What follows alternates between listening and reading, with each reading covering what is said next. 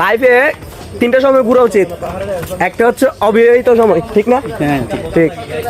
আরেকটা হচ্ছে যখন অভাব বলতে এমন অভাব না যে পকেটে টাকা নাই, আছে কিন্তু সীমিত। আর তিন নাম্বার কখন?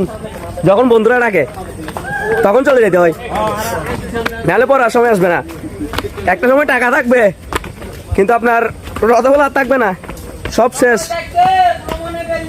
সময় থাকতে ভ্রমণে বেরোন, সময় গেলে আর পাবেন না। যেটা একবার যায় ওইটা যায়। আর যে মনে যায় বউর আসল ধরে পড়ে থাকে, সে বউর আসল ধরে পড়ে থাকুক, বউর আসল ধরে পড়ে থাকুক। ও তো ঘুরে কোনো সময় নাই। ও ঘুরে কি করবে? যারা বিবাহিত বউয়ের সাথে ঝগড়া করলে এখানে নিয়ে আসবে বউকে। হ্যাঁ অবশ্যই। আর বউকে সর্বপ্রথম এখানে আনবেন। কিভাবে পাহাড় ট্রেকিং করতে হয় ওইটা দেখাবেন।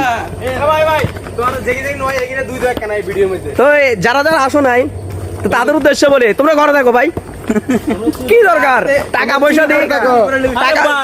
টাকা শেষ হয়ে যাবে। টাকা দিয়ে মালা তৈরি করো, টাকা দিয়ে মালা তৈরি করো, একটা কথা নেই।